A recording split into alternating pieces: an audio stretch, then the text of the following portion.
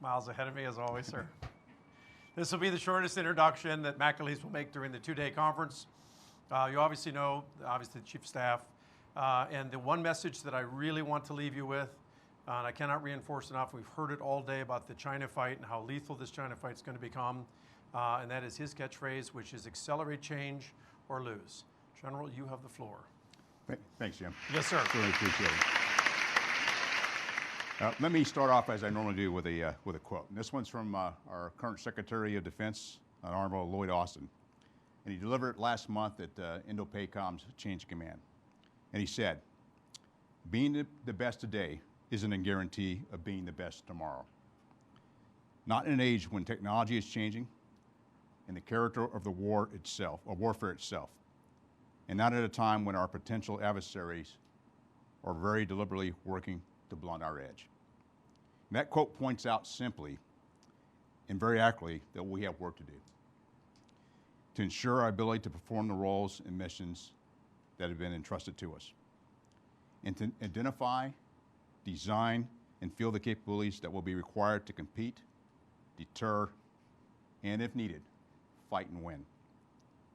How do we address these two critical questions? Of what should we be doing to continue being the best today? And what we should do to guarantee that we'll be the best tomorrow.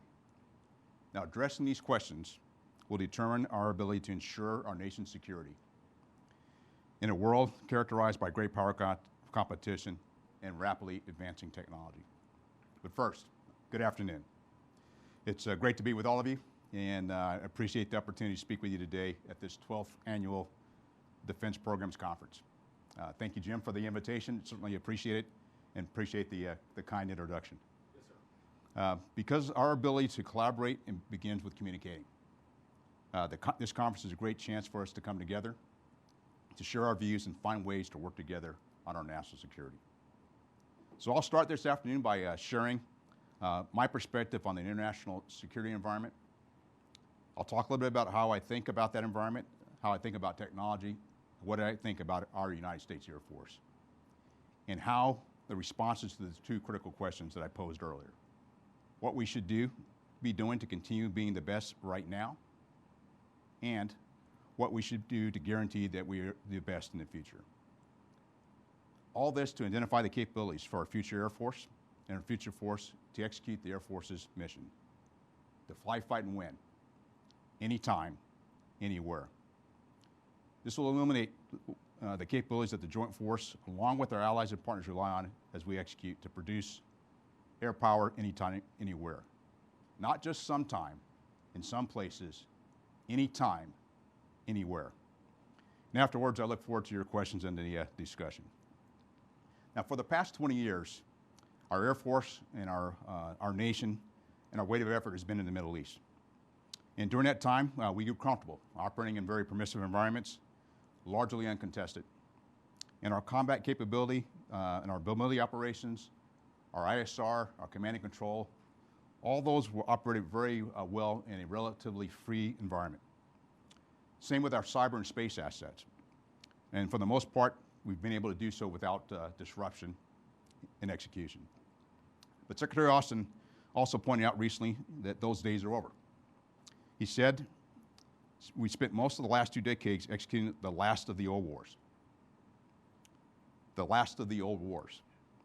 Pointing out that during the last 2 decades, the international security environment has dramatically changed. Now, I've personally seen that. I spent the last 2 years before I became the Chief of Staff of the Air Force as the commander of Pacific Air Forces. But before that, I'd served in the Middle East, Europe, and Africa. And so I've seen it firsthand.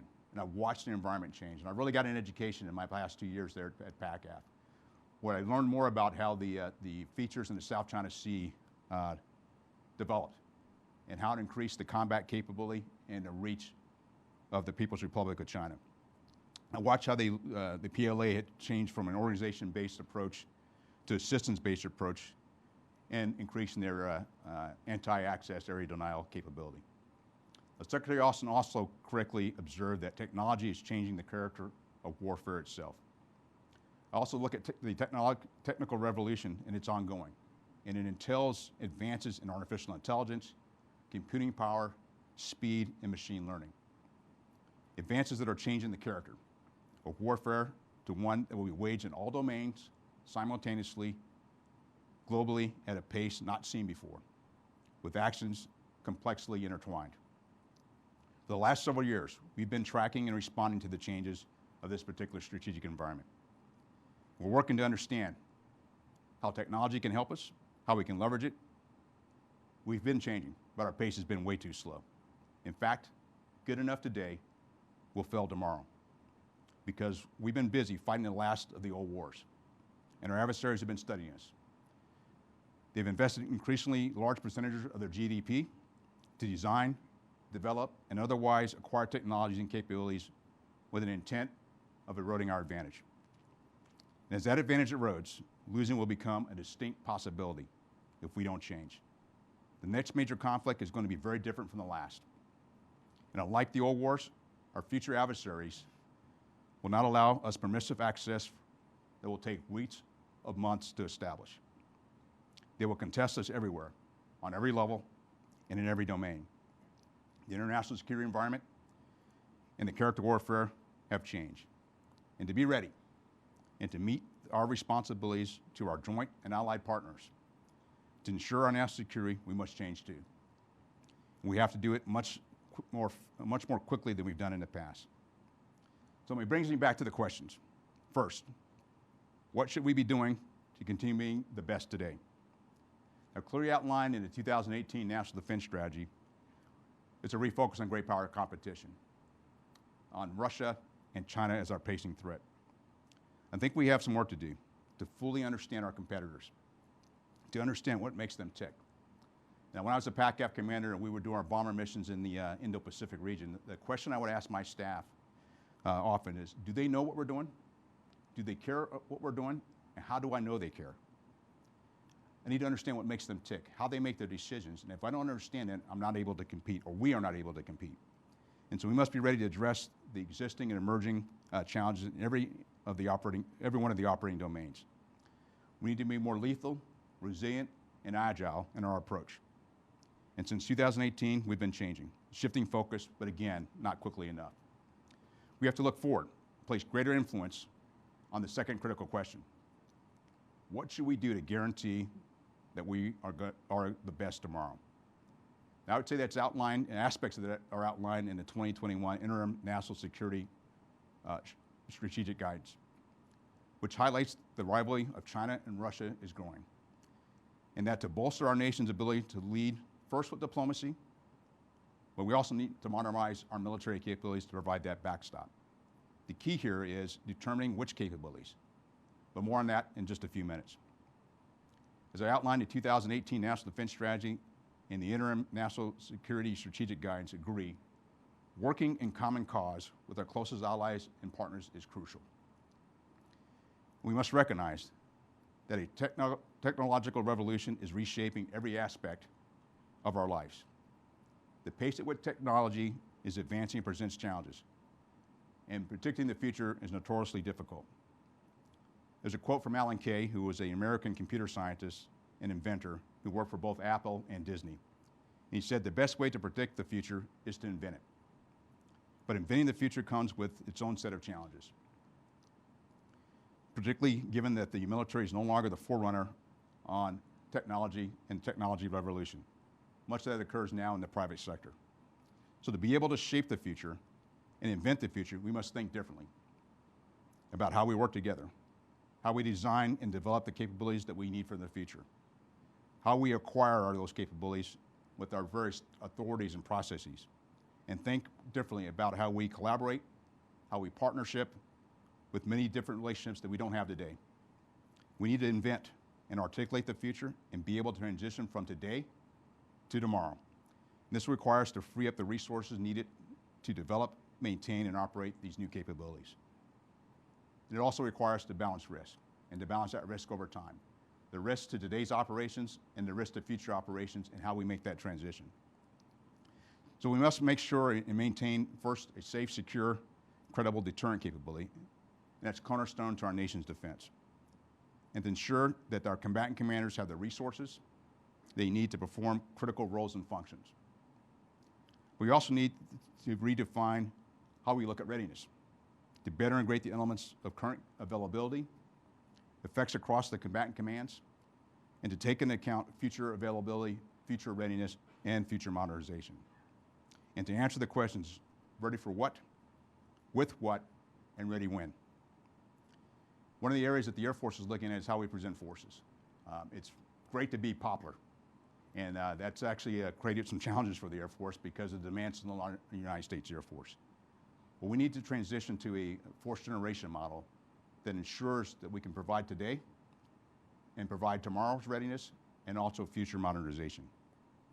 And investing in the future requires accepting some of those risks today and balancing the risk over time rather than deferring them to later. I think about my role as a Joint Chief and also as a service chief, and understanding that I've actually served at combatant commands in very high positions. And so I've seen both sides of the coin. And I highlight from the Future Defense Task Force in their report last September that we must continue to refine our acquisition processes to be more agile and less risk averse. I really believe you cannot be innovative and risk averse at the same time. We must improve our ability to work with the private sector, with traditional and non-traditional companies, to leverage innovation and development and capabilities at scale. This is how I think where we need to be moving from today to get us to tomorrow. And consider all these as we try to invent the future, and it drives different thinking, different discussions, and different approaches. I really believe we can't continue to do the same thing today and expect a different result. And this is how we're going to move forward. And so as you look forward, I share a quote from you from a great air power theorist, Julio Duhé, who said, "Victory smiles upon those who anticipate the changes in the character of war, not upon those who wait to adapt themselves after the changes occur." We must modernize to take advantage of the changing character of war, emphasizing agility and technology. From my perspective, I look at it as an enterprise level approach. And as I look at our Air Force, there's certain things we can do to make various parts of the Air Force capable and ready. But my job as the Chief of Staff of the Air Force is to make sure the entire Air Force is capable and ready. And part of it is how we look at our digital design and our development approaches, how we look at connected systems and open mission systems, how we look at artificial intelligence. All these come together to make us to be more ready, to be able to capitalize on technology so we can do things differently. Again, the International Security Strategic Guidance emphasizes, and I quote, "Shift our emphasis from unneeded legacy platforms and weapon systems to free up resources for investments in cutting-edge technologies and capabilities." And that's exactly where I think the United States Air Force needs to head. I cannot do this alone. It'll take collaboration with Congress, collaboration with industry, and collaboration with our joint, plus our allies and partners. And we need to do that early and often. You have to have very open and transparent communication and conversations, and there needs to be some give and take as we have those conversations. And we need to avoid the traps of the past, where we look for savings in areas that are that may be the easiest, but we need to look at where we take savings that are the smartest to make sure we have the capabilities we require for the future. We can't cut research and development. It's the lifeblood of our future capabilities, but it doesn't all have to happen inside of the Department of Defense. It's how we collaborate with our industry partners. In some cases, may be way ahead of us. And we must also be willing to accept that our national security is a shared responsibility. We must work together to prioritize national security over our parochial interest. We should be doing this to guarantee that we are the best in the future, modernize in specific areas to provide capabilities at the capacities needed that are relevant for a future fight. The International Security Strategic Guidance tells us this: our presence will be most robust in the Indo-Pacific and Europe.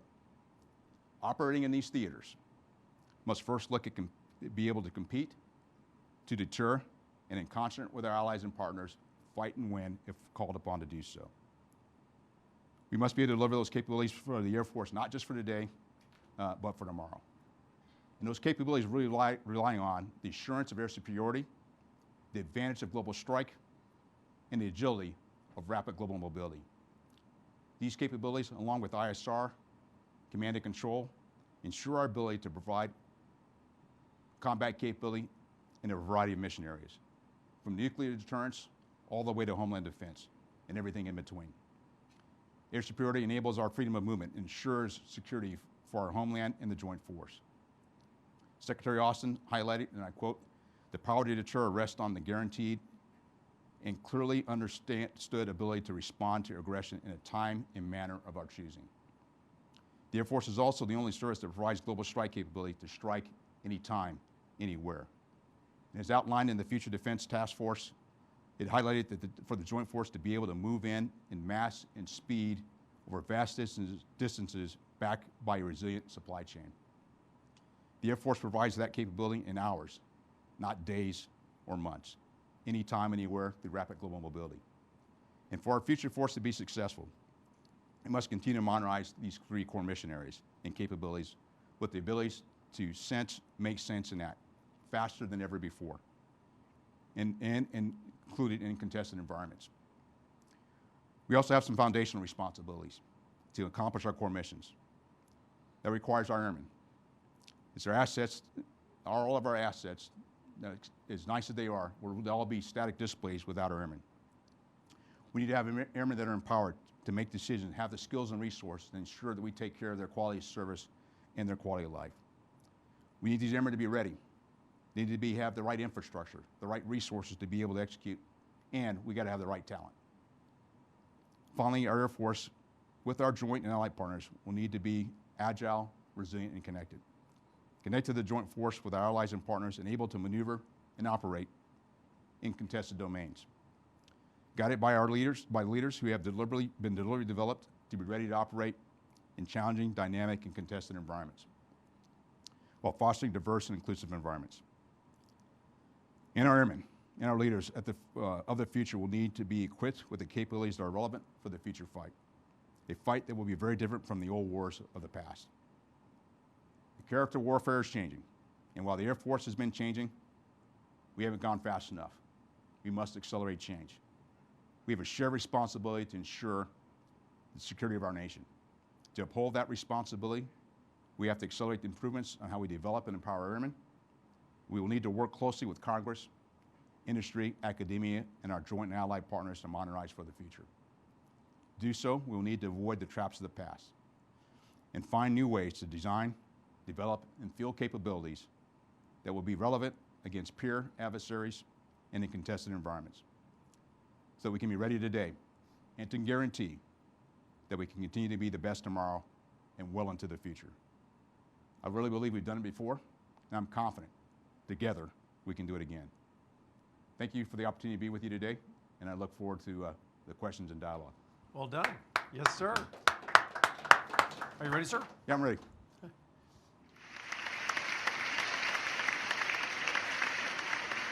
The speakers have dubbed this the... Great to be with you. Hey, nice, good to see you.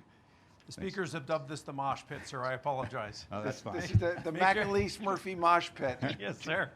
Please make yourself at home, sir. Good.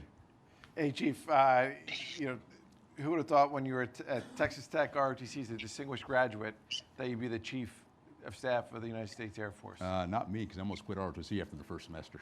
Really? Why is that? They wanted me to be really, really involved, and I was not that interested, and I wanted to hang out with the guys in my dorm. Yep. And so I came home after the first semester, talked to my dad, who had taught at ROTC after his second tour in Vietnam. And he told me all I had to do was go to class and go to lab. And so that's what I did for the next year and a half, class, lab, and I was on the drill team. And it was once I went to summer camp and got my T-37 ride, my world changed. How about that? Yeah. Yes, sir. Yeah, it's interesting. One of my personal role models when I was a cadet was Colonel Powell, was also, General Powell was obviously on the drill team as well through ROTC. We have a ton of questions from the audience. Do you mind? We'll go right there. Ahead. Go right Perfect. So first off, we have Daryl Burke from CACI. Daryl? Am I there? Can you hear me? Yeah, got you Yes, loud sir. and clear. Hey, great to see you, Chief, and thank you for sharing some time with us today. Yesterday, I happened to be sitting in listening to a panel with the Hudson Institute with Congressman Langevin and Congressman Bacon. They were talking about electronic warfare. You recently were quoted as saying the Air Force is no longer asleep at the wheel with its electronic warfare strategy. With the stand-up of the new EMS warfare wing, can you give us an update on the way ahead with EMS and your warfare plan and the Pentagon's larger EMS efforts? Yeah, hey, thanks, Daryl. Good to see you, and I appreciate the question.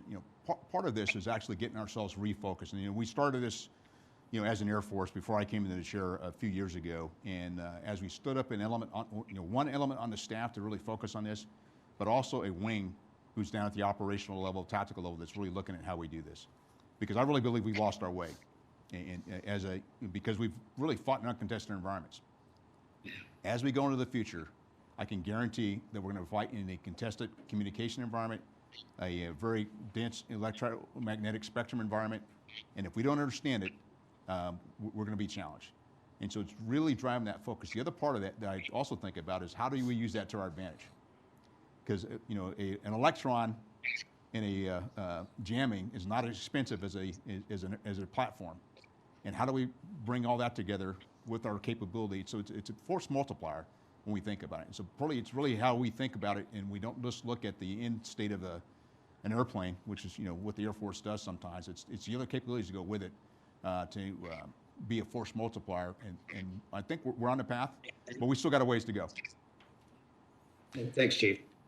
Well, speed of ways to go, Chief. I appreciate it when you were quoting SecDef when you talked about technology is changing the character of warfare itself. And you said, and I quote, good enough today will fail tomorrow.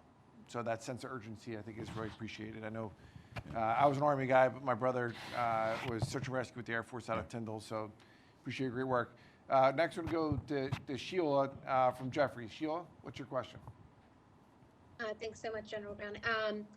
We hear a lot about divestment of legacy systems, which you mentioned in your prepared remarks, and focus in on modernization, and we need collaboration from Congress and industry. Maybe can you talk about how we bridge from legacy to new technologies, and where do you think some of the unneeded areas are, and what are the new technologies we should be focusing on? Yeah, so first thing I think about when you define legacy, it's not based on age. It's based on relevancy. And is the system going to be relevant? Is it still relevant today? Will it be relevant in the future in its current form? Can we upgrade it to be relevant in the future? Or is it cost prohibitive to make it relevant in the future? If it's not going to be relevant in the future, it's going to be cost prohibitive to make it relevant. That to me is legacy. And those are the things that you need to move aside. What we have to do as an Air Force, and I appreciate what General Goldfein did ahead of me, was to take our strategic planners and separate it away from our folks that do the money. So you can actually have, the big dreams, and then kind of from there be able to, articulate what the future looks like, and then figure out now how do we fund some of those dreams and make those choices. So the key part for me is defining what the future Air Force looks like, and some of that is, how we change the mix of capability, be able to articulate that, do some analysis associated with it, and then how do we make a transition plan from where we are today to where we want to go to the future. Whenever we try to retire something, if we talk about just that one individual platform, this is where the antibodies come in. I've got to paint the picture of, hey, what the risk is in the future if we don't change, and then how do we make that transition plan? And so it's not a one fell swoop that we're going to retire a platform. It's how do we do this over time to ensure we have capability and we smooth flow retiring capability as we bring on capability to ensure we don't have an extensive gap with a big, a lot of risk in a certain area. And that's partly on me to work that with Congress and also work that with the combatant commands. As a Joint Chief, I think I have the same responsibility to be able to take a look and balance that risk over time. That's why I talk about balancing risk over time. We got to have some really good conversations, just that I'm in love with something, I don't want to let it go.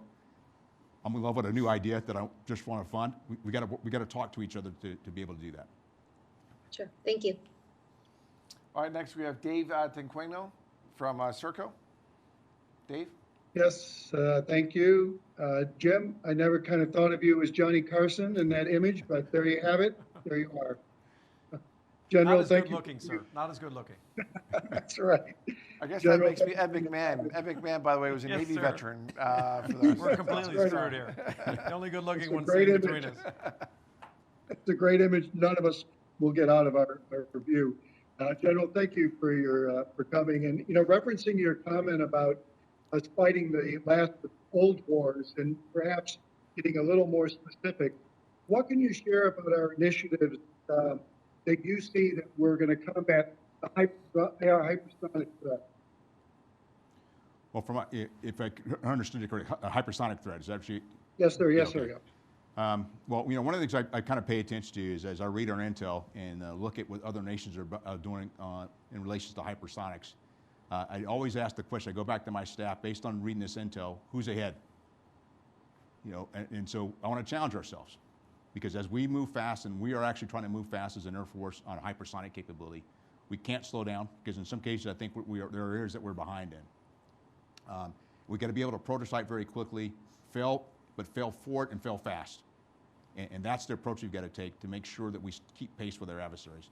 Not only in hypersonics, but I would actually say there's a number of other areas that every time we do something and make decisions about future capability, we look at cost, schedule, and performance and budget. We also got to look at what the threat's doing, because that should be a driver to. It's not just what we're getting, but is it still going to be relevant in the future? Or do we need to leap ahead, or is the path we're on right? So for hypersonics, I'm very proud of the work that the Air Force is doing in that regard. We got to keep up the pace. I don't think we can slow down because our adversaries are moving at maybe a little bit faster pace, and I do not want to get bypassed, and we lose an advantage, particularly in this area. Thanks for the question, Dave. We appreciate it. Next, we have John Norman. John Norman from Raytheon. John, what's your question for the chief? Great, General Brown. Great seeing you again. Good to see you, Stormy. So, Chief, as we embrace your vital strategic message of accelerate, change, or lose, how can industry better partner with the Air Force to ensure that our IRAD investment, our investment in digital engineering, actually accelerates the transition of these concept demonstrations to delivery of the future weapons and platform capabilities? I think you've clearly stated the Air Force needs to fly, fight, and win in the future. Yeah, Stormy, the thing I think about here is that it's the collaboration and dialogue that we have between myself, the senior leadership of the Air Force, with the industry. Because there's a combination of things, and it's really that we not necessarily lay out a specific requirement, but a concept that we're trying to achieve. What problem are we trying to solve? Because if I give you a specific requirement to anybody in the industry, they will bill me exactly what I asked for, but I don't know what I don't know what I don't know, but I know what problem I'm trying to solve. And if I'm trying to strike a target with a weapon that goes hypersonic, for example, based on the last question, then I should be able to say, here's what I need. And then let industry kind of do the analysis, and then compete amongst ourselves to go, how best do we do this? And it requires constant dialogue, because as the threat evolves, the concepts we're chasing may evolve as well. And then the dialogue of what you're working on, that hey, this may solve part of the problem. The last part I would say on this is that in some cases, the IRAD that the industry does, or whether it's a prime contractor or even a small company, they may come up with an idea that we didn't even thought of and solve a problem. Just think about our smartphone. None of us asked for our smartphone. We were probably happy with our flip phones until someone built a smartphone for us. That's the approach you got to be thinking about as we go forward. And it requires that dialogue of what you're discovering, at the same time the problems we're seeing that we need to solve. And we got to keep talking to each other. That's great. Thank you. Thanks. Storman, thanks so much for that question. Next, we're going to go to Lieutenant General Daryl Robertson from Rolls-Royce. Great. Hey, Chief, thank you for being here. Always good to see you. Appreciate it. My question really, after reading your Air Force Air Power Doctrine, has to do with part of what you said about priorities and making difficult choices. So given budget constraints, it focuses your decisions in a way that is critical.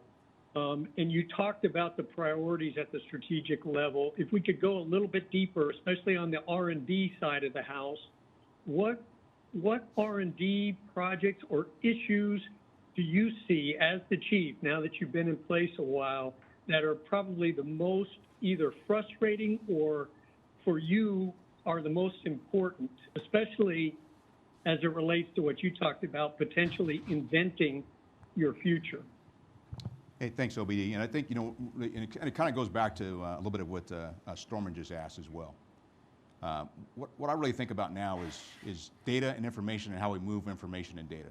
And so advanced battle management system for us, for the United States Air Force, is one of those key areas that we've done some really good development in work, but now we got to start delivering capability. And tied to that, when you talk about artificial intelligence and machine learning, it's all based on data. And so we have a lot of data. As I like to say, it's on a shared drive someplace, but how do we bring that all together so we can actually use it to have artificial intelligence learn how we build the algorithms? And that's a different approach, because it's going to help us use, no matter what capability we have, it'll help us use that capability much faster, because now we're not looking at PowerPoint slides or people sitting around the table debating. We actually have some of these tools that can actually provide us options much faster at the pace of the way, at the pace of where I think future conflicts are going to go. It'll also help us in competition today as well. You know, it's not just the high-end fight with the kinetic, it's the, you know, how do you get inside of the decision space of our adversaries today and tomorrow. Thanks. Let me go to Peter Lewis from Drapes now. Peter, what's your question for the chief?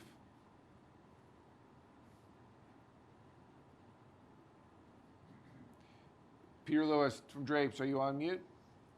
Good afternoon, sir. Can you hear me? Yeah, we hear you great. General Brown, I really appreciate your remarks today and also all you've done throughout your career for air power as a former career aviator myself. You've already given somewhat of an assessment of all the different initiatives to normalize significantly faster acquisition cycles, such as digital engineering and DevSecOps. And I'd like to get your take on what's our progress made so far towards especially the mission areas of great power competition challenges such as cyber resilience and agility, and also the preservation of mission precision, which we know air power lives and dies on, most of DoD activities do, for position, navigation, and timing. Well, you know, we are, you know, as you might imagine, not only is the Air Force really reliant on precision, navigation, and timing. Everything we do, our economics and everything else is based on that. And the reason we're able to have this kind of conference the way it is today is because of precision, navigation, and timing. The thing I think about as we go forward, and you mentioned acquisition, is we have a model and we do analysis based on really an older model. So I talked about the old wars. We also have some old models as well. And so how do we look to the future when you start thinking about digital acquisition approaches and how you measure you know, success in various programs? And there's several programs that we're doing, but we really got to spend some time taking a look at those, because they're breaking and doing the new model. I was in a meeting here in the Pentagon, this is several months ago, and it was one of these discussions on a digital acquisition approach, and they said, we've never done this before. And my putback was, who do you want to do this first, us or the Chinese? Okay?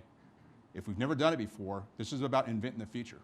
And so we got to be willing to look at some new models about how we assess our approaches for digital acquisition, how we look at cyber and cyber resiliency. And when you think about digital engineering, if we're not protected cyber-wise, then our intellectual property, whether it's the United States Air Force or our industry partners, is at risk. So it's important that we pay attention to that as well. We can't thank you, sir. Thanks, Peter. I happen to be a commissioner on the U.S. Cyberspace Slandering Commission with 14 other commissioners, Senator Angus King and others. We obviously just saw what happened with the Colonial Pipeline, where 45% of the oil on the East Coast arguably is interrupted because of the cyber extortion attack, and 11 law enforcement agencies attacked from ransomware in the last year. If you don't mind me asking, how proactive is the Air Force being with cyber, and how much do you, when you have a joint effort, collaborate with your other brothers and sisters services? Oh, very much so. Matter of fact, I was just at Cyber Command this week and met with General Nakasone, met with Lieutenant General Tim Ha, who's 16th Air Force, who has a lead for a lot of the cyber things the Air Force is doing. And even more importantly, I got to talk to some outstanding airmen and joint teammates that were doing this work. And so we're in contested space right now. I mean, what we just saw that happened this past week is a perfect example of that. Yeah. Whether it's a criminal activity, a non-state actor or a state actor, we're in conflict, and we got to be thinking about that in competition day in and day out. And this is why you can't just think about that's why I say you can't just think about the future. We're going to be thinking about today as well, to be able to make sure we're cyber resilient. Yeah, I'm a big fan of Richard Clark's book, The Fifth Domain. So air, sea, space, and obviously now cyber. Next, we're going to go to J. David Patterson from SMA.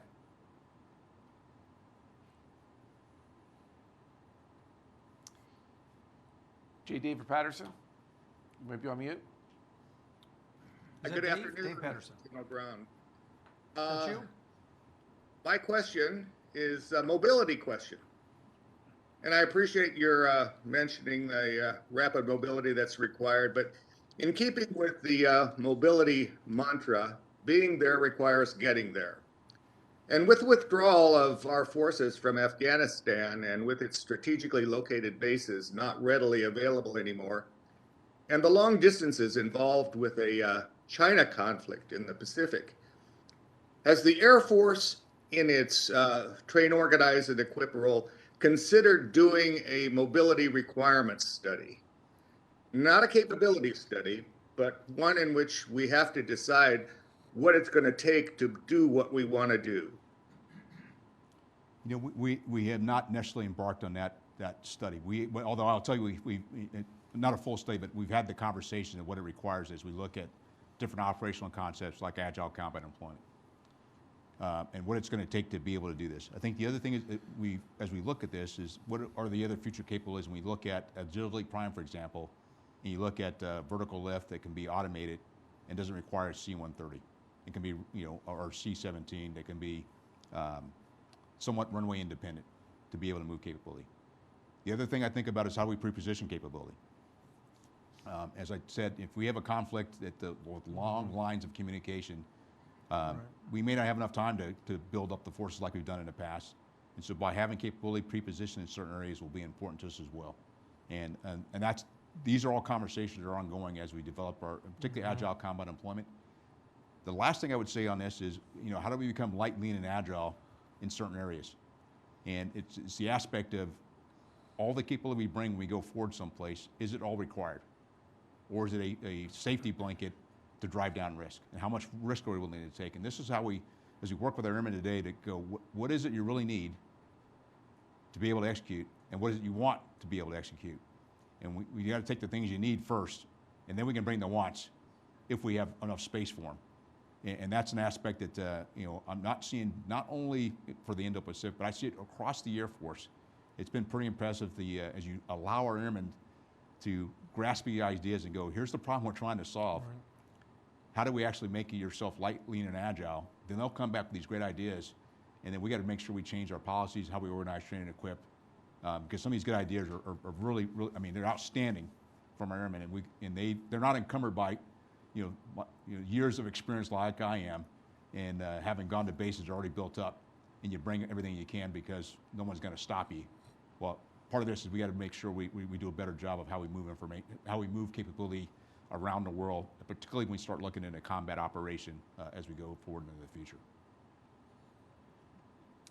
Dave, thanks for your question. I think you see the chief is showing his agility here in the McAleese Murphy mosh pit debate right now. So thanks, Chief. And just an editorial note, sir, Mr. Patterson does look a little too tan. I think he's obviously been spending some time on the golf course. That was a joke, sir. Yeah, so serious. You're going to go to the Patterson mosh pit in a little bit, Jim, and he's going to take care of business. Hey, next we're going to go to Charlie Coolidge at Airbus. Charlie, what's your question for the chief?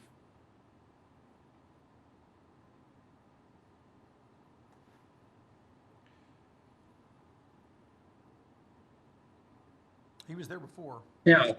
Can you hear me now? We Yes, got sir. you. Okay, good. Chief, you mentioned your experience in the Pacific, which was formative. And you also talked about one of the key aspects of the interim strategic guidance being work with allies and partners.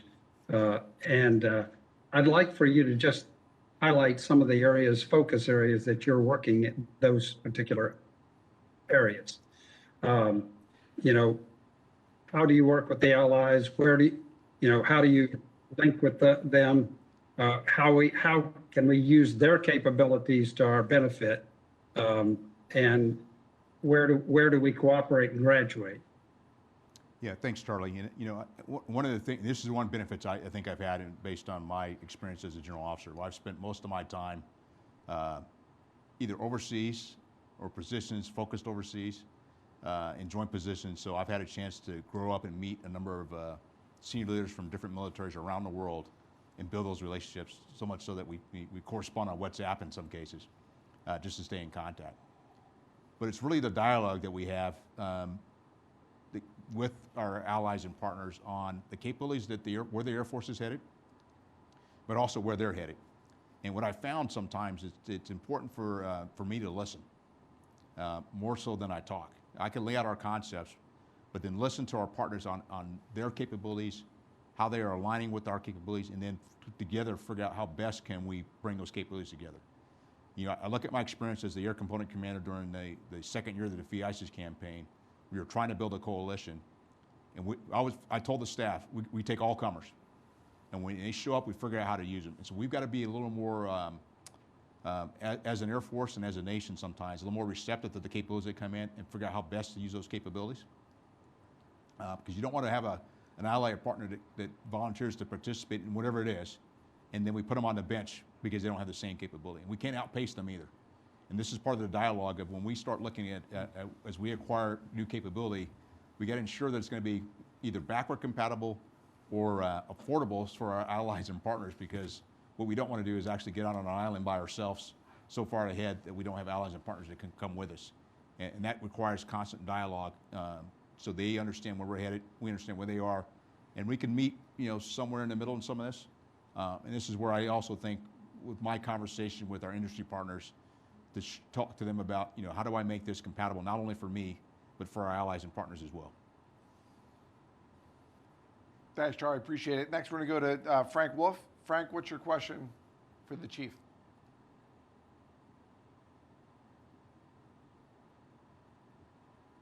Yeah, hi, General. I just wondered if you could just discuss the ISR modernization plan that Air Force had to submit under Section 142 of last year's NDAA, and just your thoughts on it.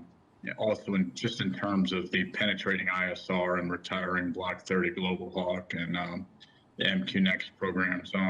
Just in terms of ISR modernization, sort of what are your thoughts on it, and where the service needs to go? Yeah.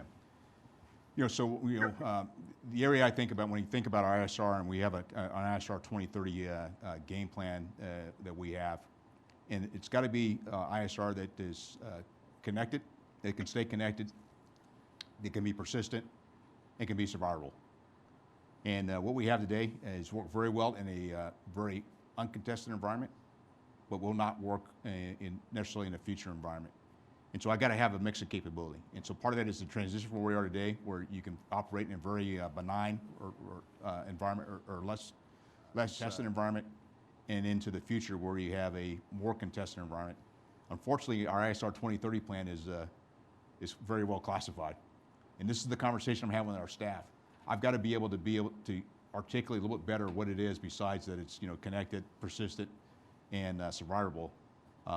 Because I have to communicate that with members of Congress, with the industry as well, and that's the part we're working on. And so it's going to be a transition. So some of the capabilities we have today, we'll still have for a while, but we won't have as many of them as I transition to something that's going to have that survival aspect and can see in some denied areas.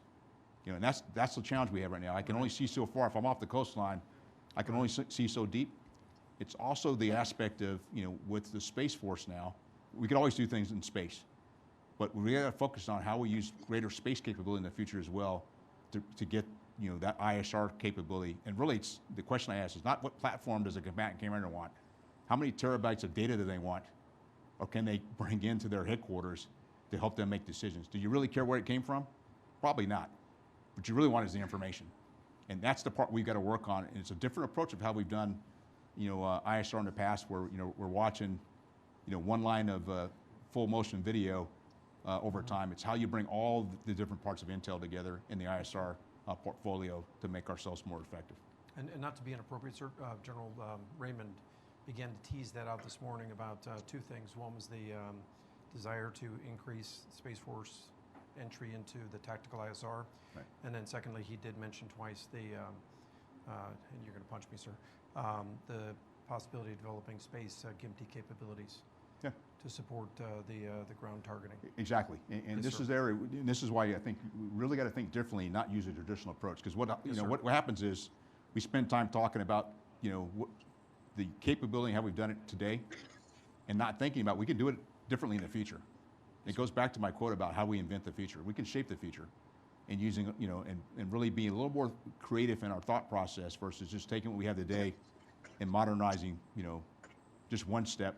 Let's jump 3 to 4 to 5 steps ahead, and challenge ourselves with R&D to get ourselves to a different location. Yes, sir. But we also got to make that transition. If it doesn't deliver, we still got to have something. So that's the other part. I've got to make sure that we whatever we're going to is technically feasible as we make that transition as well. Yeah. Yes, sir. Frank, great question. Next, we're gonna go. Because I know we're a little bit hurting for time, so we're gonna rush through a couple Yes, sir. speed round here. We got John Robertson from Cubic. John, what's your question for the chief?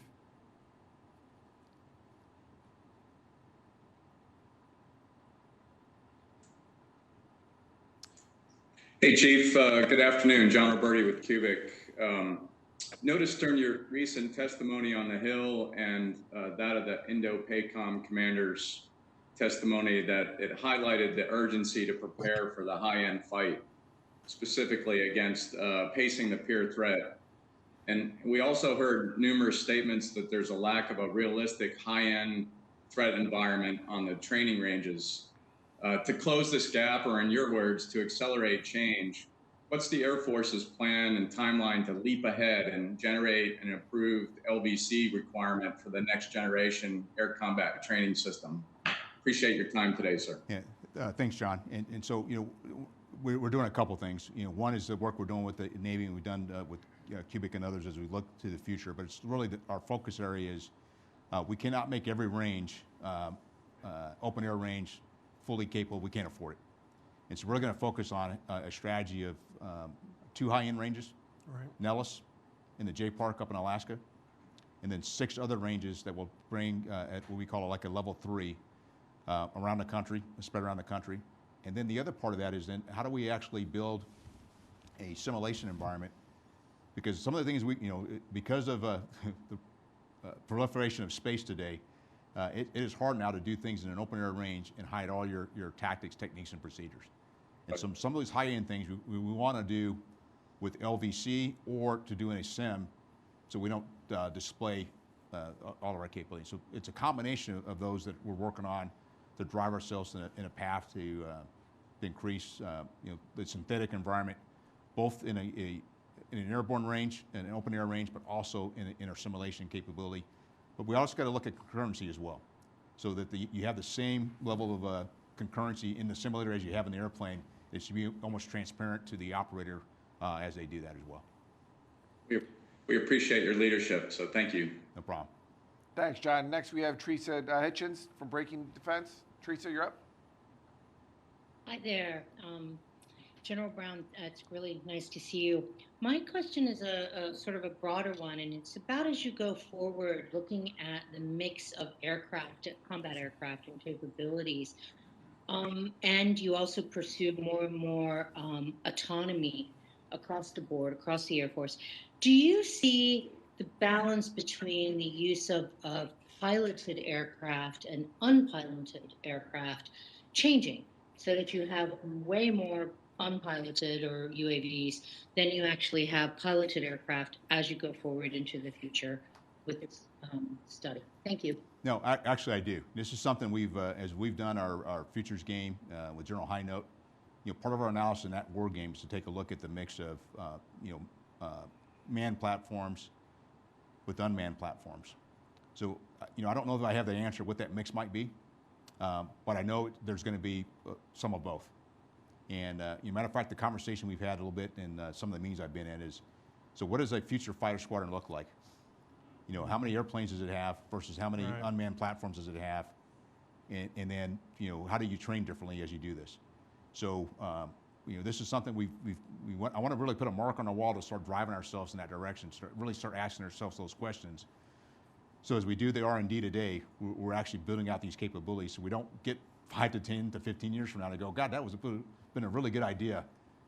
We got to start some of those things today and plant some of those seeds. And this is why R&D to me is so important, so we have that capability available in the future. Thanks, Tracy. We appreciate it. And last but not least, we have Tara Kopp from Defense One. Tara, you're up. Hi, General. Thank you for doing this. I seem to be following Teresa's questions today, and it's good because we're on the same line of thinking. The TAC Air study that you have requested, is that going to be delivered to Congress in time to inform their FY22 budget choices? And if not, what's the risk there that there'll be procurement decisions made that aren't in line with the findings of your study? Thank you very much. Well, the study is more of an internal document, not so much to deliver it to Congress. It is helping shape some of the 22, but it's really designed to help me build out 23. And it's not only what the Air Force is doing, but we're doing this with the Joint Staff and with OSD together, because it's not just the Air Force, but we're looking across the board at all of our combat aircraft, our attack air fighter portfolio. What I'm looking for out of the study, and I've told the staff that I don't know that I'll come to a complete, an answer that here's the exact mix, because I'm really looking for a window of options, because the facts and assumptions based on the threat will change over time. But I want to get us shaped in a direction, because right now we have 7 fighter fleets. Yes, sir. Okay? My intent is to get down to about 4. Okay, and with that 4, what is the right mix? And really a 4+1, because we're going to have the A-10 for a while as we wing the A-10. But I look at NGAD, F-35, which will be the cornerstone, F-15EX as we come in, and then we're going to have F-16s for a while as well. And there'll be something that will replace the F-16, whether it's additional F-35s or something else into the future. But I don't need to make that decision today. That's probably 6, 7, 8 years away into the future. But what I need to do is start shaping the thought process and realize I can't do this in one budget year. This is why the collaboration with Congress is so important. I've got to lay this out with some analysis and then have a conversation of where we're headed. And then at the same time working with industry and internal to the building. And that's driving, I just can't come in with emotion. I got to come in with some facts and some analysis to lay this out. And that's what I'm focused on. Yes, sir. Yeah. To be honest, sir, that was brilliant. Yeah. You put it all together with basically the 4+1. Right. Because I've been waiting here to bring up GBSD, then NGAD, then F-35 right at the end, and I apologize. I did not want to preempt any of our questioners. But just in the couple minutes we have left, obviously GBSD will be particularly important in terms of can you still life extend Minuteman III? Will be one question from a nuclear triad perspective. And then on the fighter fleet, sir, the real question will be, I really heard you saying, hey, we got to double down on the R&D, and I interpreted that as being air superiority, right, for NGAD.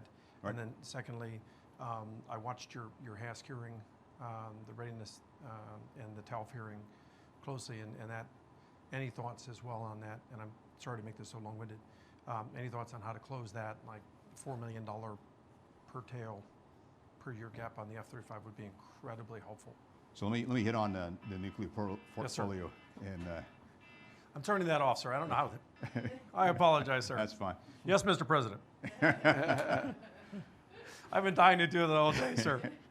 When I look at our nuclear portfolio in GBSD, I look at the analysis of alternatives was done in 2014. Yes, sir. The decision that was made to pursue GBSD back in 2016, and even the report to Congress in 2019.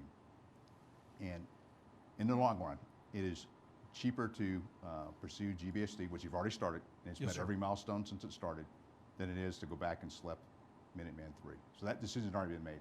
Yes, sir. So to continue to have this conversation, we're actually stopping a decision that was already been made. Yes, sir. Okay. The other part, as you look at Minuteman III, we're reverse engineering parts, partly because the vendors that built those no longer exist. Yes, sir. Okay.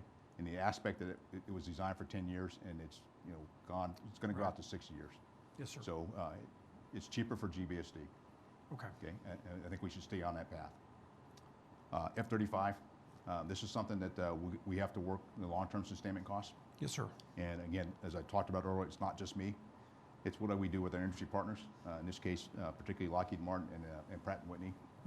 And I've been engaging and with the leadership at Lockheed Martin, so as well as my staff and with the Joint Program Office. And so we've got to really work this together. Yes, sir. I've talked to Jim Takelet a number of different times, and we're committed to work together. And that's what it's going to take. Yes, sir. And there's some things internal to the Air Force we've got to do as well. And I could sense your personal involvement suddenly. Exactly. Yes, sir. Because I've got to go, when I go testify, I've got to be able to explain Yes, it. sir. If I don't feel comfortable, and I don't want to get, I want to be in a position Yes, where sir. I fully understand and appreciate so I can actually help us drive to where we need to be. Yes, sir. So. And then, did I forget about NGAD? Oh, well, NGAD is, I mean, it's, The future. It's not, we go back to digital acquisition. Okay. And its ability to, it's not only what we build, it's how we build it so we can stay ahead of the threat. Okay. And that, to me, is an important aspect because it is the air superior fighter of the future. Yes, sir. And in closing, is the light's been on, the red light's been on for like 7 minutes now, sir. I apologize. Is there anything that's important from your perspective to really be able to communicate to the American people in terms of the value of the combat power to the kind of the wheat farmer in Oklahoma, the combat power that you're going to bring in real time to deter a China fight and, if necessary, to end the China fight? Well, first thing is we want to compete. And I Yes, go sir. back to, the assurance of air superiority, really the agility of rapid global mobility, and the advantage we get from global strike. And when I boil it all down, it's air power anytime, anywhere. Yes, sir. That's what we do. Yes, sir. And we do it faster and better than anybody else in the world. And I Yes, want sir. to make sure it stays that way. Yes, sir. Well spoken, sir. That's great. That-